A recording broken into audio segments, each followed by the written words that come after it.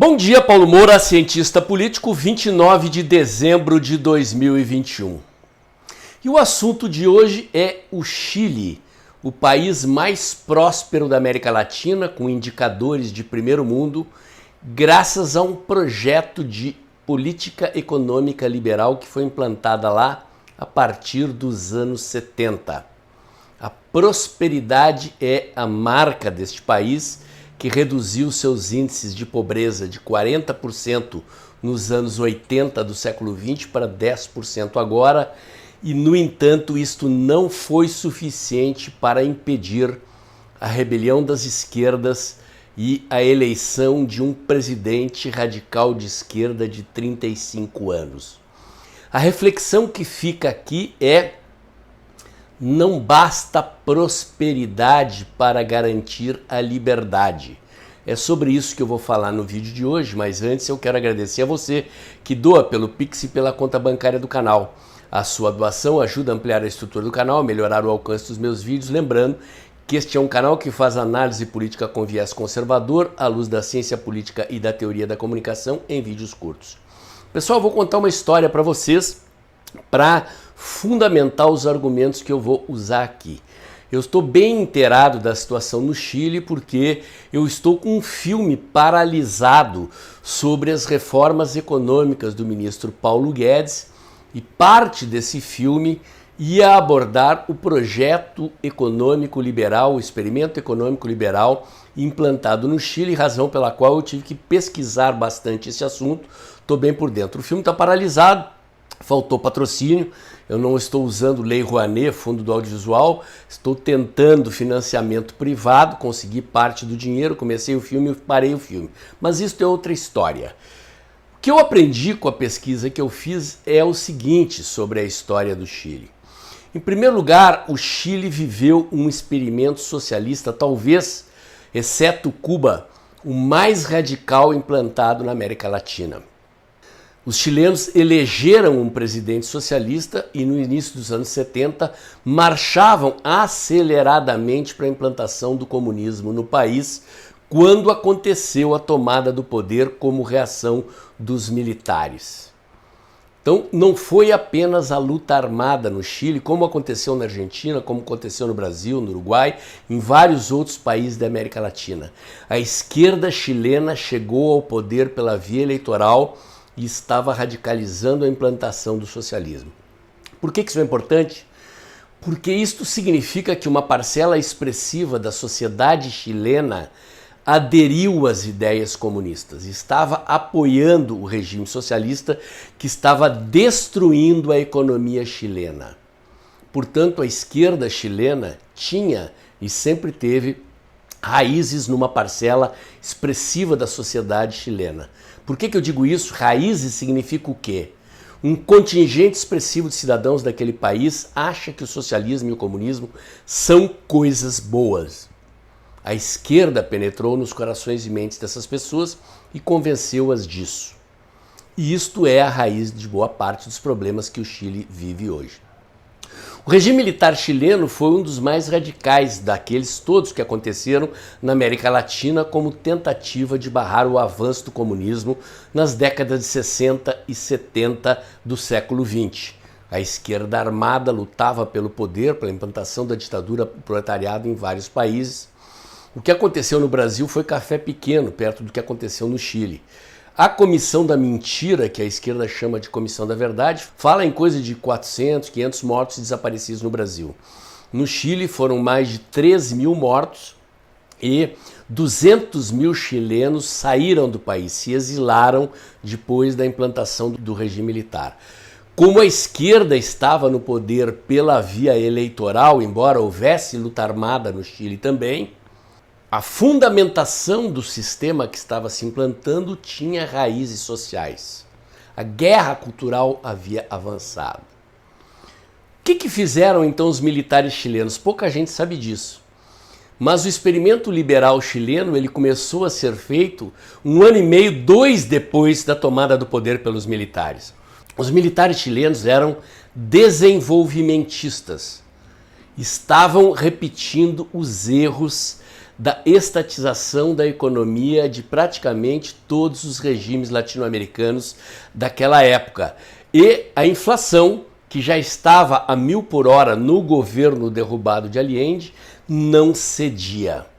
A insatisfação popular ameaçava a estabilidade do regime e eles foram então procurar economistas liberais. Que economistas liberais? Vejam só que coincidência da história, ou se quiserem, a mão de Deus. O professor Arnold Harberger, diretor da Escola de Chicago, que fez a geração dos 12 prêmios Nobel de Economia, Milton Friedman e tantos outros, era casado com uma chilena e nos anos 50 e 60 deu origem à formação da Faculdade de Economia da Universidade Católica de Santiago do Chile e depois influenciou também a formação do Departamento de Economia da Universidade de Chile, a universidade pública na capital chilena.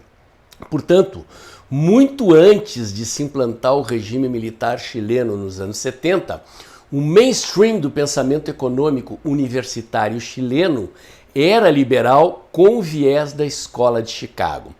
E esses economistas, jovens economistas chamados de Chicago Boys, vendo o desastre econômico do Chile provocado pelo governo socialista de Allende, começaram a estudar os problemas do país e a bolar um documento que eles chamam de El Ladrillo, porque ficou um tijolo de 3.000 páginas, com propostas liberais de solução para os problemas da economia. Quando os militares chilenos, então, perceberam que a política estatizante que eles estavam implementando não era capaz de conter a inflação e de trazer a prosperidade ao Chile, encontraram na própria universidade chilena economistas com uma visão distinta. Chamaram Milton Friedman, o economista de Chicago, ao Chile, o consultaram também Carlos Langoni e Pastore, dois economistas brasileiros. O Langoni é o primeiro PhD brasileiro, havia estudado em Chicago, foi presidente do Banco Central no governo Figueiredo, na época um jovem economista liberal. Infelizmente, eu tive Covid, o levou recentemente, uma pessoa sensacional, e eles fizeram um seminário para os militares chilenos e, a partir dali, então, os militares abraçaram o projeto liberal. Vejam que paradoxo, o liberalismo é a ideologia da defesa da liberdade, a filosofia política da defesa da liberdade, não só da liberdade econômica. O liberalismo defende um núcleo de ideias políticas e ideias morais, valores morais, dentre os quais estão as liberdades individuais, os direitos humanos, enfim, um conjunto de valores que nasce com as revoluções liberais dos séculos 17 e 18, lá atrás, quando o capitalismo substituiu o feudalismo na história da humanidade. Pois bem, esses economistas, então, olha o paradoxo, conseguiram implantar o seu programa puro, sem resistências. Era um regime militar, não havia oposição, eles não precisavam negociar com o centrão no Congresso chileno, e graças à aplicação desse ideário liberal no Chile, o Chile se transformou no país bem-sucedido economicamente que é hoje e que vai deixar de ser graças à vitória da esquerda. Como eu disse, os índices de pobreza no Chile nos anos 70 e 80 eram de 40% da população e hoje são de 10% da população. A renda per capita chilena é da ordem de 15 mil dólares, praticamente 5 vezes a renda per capita do brasileiro, para que se tenha uma ideia do que é o patamar de riqueza da sociedade chilena. Como foi possível, então, que esta sociedade se rebelasse contra esse regime, contra esse sistema? Em primeiro lugar, é preciso dizer que a esquerda governou o Chile ao longo desse período, intercalando-se no governo com a democracia cristã. No entanto, eles nunca haviam conseguido abalar os fundamentos da Constituição Liberal chilena. Isto só se tornou possível devido a uma situação de alto endividamento da classe média chilena com o pagamento de planos de saúde privada e de educação privada. No Chile não existe saúde pública, não existe educação pública. tudo é privatizado. Problema nenhum nisso. A saúde é de qualidade, a educação é de qualidade. O problema é que os governos chilenos, sucessivos governos chilenos, inclusive este último de Piñera, que está saindo do poder, não perceberam este problema. Haveria saída capitalista para essa situação? Haveria. O governo poderia criar um plano de refinanciamento das dívidas da classe média, comprar a dívida, oferecer outra dívida no lugar dessa, com juro mais baixo, mais longo prazo, desafogar a asfixia econômica, oferecer bolsas de estudos no sistema de educação privada, criar algum sistema capitalista alternativo que permitisse às famílias endividadas bancar os seus planos de saúde, mas acontece que o governo não percebeu. Nem os governos sociais-democratas anteriores ao governo de Piñera, nem o governo de Piñera percebeu. E o que acontece é que, na esteira dessa insatisfação social, a esquerda surfou a onda das rebeliões que provocaram a destruição da economia chilena. Quem se lembra de 2, 3 anos atrás, as manifestações que levavam inclusive ao incêndio de várias igrejas. Está aí a foto na capinha do vídeo. A esquerda chilena fazendo manifestações com gente nua, praticando sexo na rua, incendiando igrejas, ou seja, atentando contra os valores liberais e conservadores da população chilena. Sim, os chilenos são muito conservadores. Eu tive a oportunidade de ir várias vezes ao Chile e constatar isso. Os chilenos, entre aspas, né? Porque se há uma esquerda radical que chegou ao poder, nem todos os chilenos são conservadores. Acontece que, diante dessa ofensiva política da esquerda, a direita reagiu passivamente. Omitiu-se da eleição, não conseguiu enfrentar a ofensiva da esquerda, que começou nas ruas com as rebeliões populares, é bom que se diga, e terminou com a eleição de um presidente ultra-radical de esquerda de 35 anos. E estão mudando a Constituição. Acabam de dar o primeiro passo para a destruição da polícia militar chilena, os Carabineros, que é uma das polícias mais eficientes de toda a América Latina, uma experiência bem sucedida de segurança pública, está sendo extinta. Lembram-se que a esquerda brasileira defende a extinção das polícias militares no Brasil. A grande interrogação que fica e que eu fiz na abertura desse vídeo é: como é possível que um país que tenha enriquecido com liberdade política, com liberdade social e com liberdade econômica tenha decidido abrir mão da liberdade para escolher a destruição da sua Constituição liberal e a adesão a um governo radical de esquerda? A resposta está no terreno dos valores. Essa, inclusive, é uma das razões pelas quais eu evoluí de posições liberais para a defesa de posições conservadoras.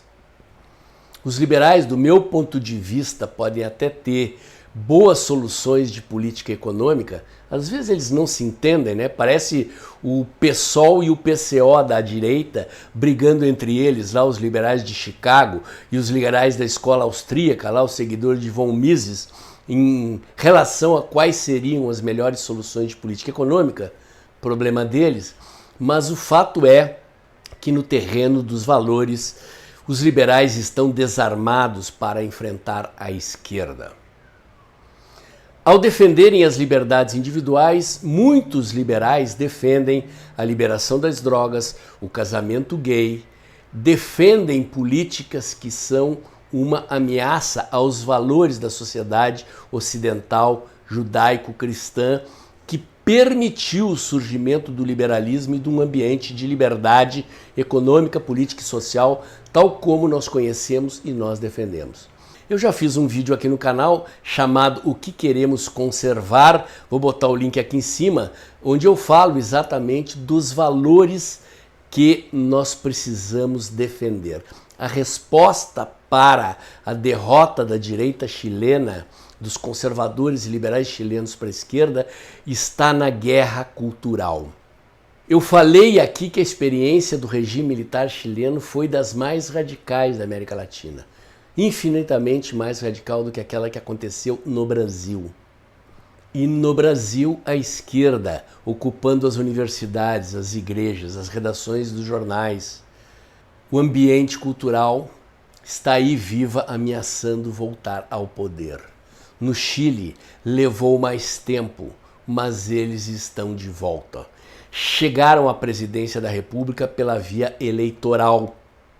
Por falta de sensibilidade política dos liberais chilenos, que não souberam apresentar uma solução capitalista para o problema do endividamento da classe média e jogaram o descontentamento social no colo da esquerda, que chegou ao poder via eleitoral, ou seja, conquistou a maioria ou uma parcela expressiva da sociedade e conseguiu eleger um presidente radical. A função desse vídeo aqui é exatamente esta: chamar a atenção para todos nós que queremos manter o Brasil no rumo em que o Brasil entrou a partir de 2018 com a eleição do presidente Bolsonaro. Ou nós convencemos a maioria da sociedade brasileira de que o comunismo e o socialismo são coisas do demônio, são coisas ruins, e que só é possível defender a liberdade numa sociedade que preserva valores conservadores, que defende a família, que preserva os jovens do consumo de drogas, ou nós teremos também a nossa liberdade ameaçada. A questão se resume exatamente a esse ponto: a defesa dos valores e dos valores conservadores. Não apenas dos valores liberais, porque há valores em que os liberais, repito, estão desarmados para enfrentar a esquerda.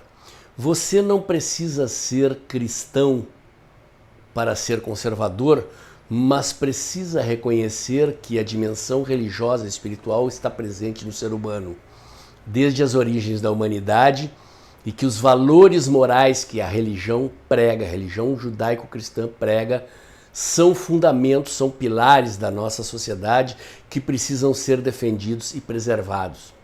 A liberdade é um bem abstrato. Nós só valorizamos a liberdade quando a perdemos. E nós estamos assistindo a América Latina entregar a sua liberdade para a esquerda, e estamos numa batalha ferrenha para preservar a nossa liberdade aqui no Brasil.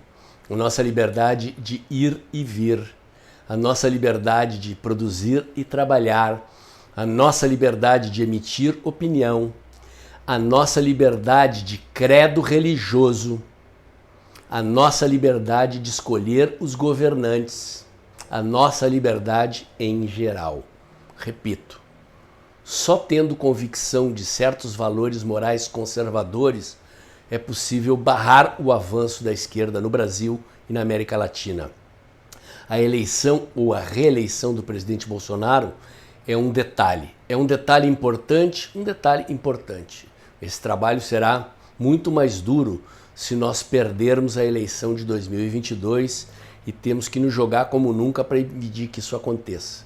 Mas mais do que isso, nós temos que fazer um trabalho sério para defender os valores morais, liberais e conservadores que fundamentam a sociedade livre na qual nós vivemos, ou nós perderemos a nossa liberdade, como os chilenos vão perder a sua liberdade e a sua prosperidade. Questão de poucos anos, o Chile verá os seus índices de pobreza afundarem e se aproximará do experimento venezuelano ou argentino que nós estamos vendo aqui nos vizinhos. Queremos isso para o Brasil? Eu não. Tento fazer a minha parte aqui no canal e acho que vocês que me seguem entendem isso. O recado foi para muitos liberais que não valorizam a importância de reeleger o presidente Bolsonaro e que não entendem a importância da defesa dos valores conservadores. O recado de hoje era esse. Se você gostou, curte, comenta e compartilha. Bota o dedãozinho lá, aperta o sininho para o YouTube avisar você quando tem vídeo novo no canal. Inscreva-se aqui no meu canal. Inscreva-se também nos meus canais alternativos, o Dextra by Paulo Moura do Telegram e o Dextra Jornalismo da Cos.tv. Acompanhe meus comentários diários de segunda a sexta-feira entre 1h30 e 2 da tarde no canal Tempo e Dinheiro do jornalista João Batista Olive, que volta dia 3 de janeiro. E lembre-se que o ano está acabando. Pinga um pix aí, ajuda o canal a crescer. A sua doação é muito importante para preservar a independência das informações e análises que eu ofereço aqui todo dia. Amanhã tem mais. Até o próximo vídeo.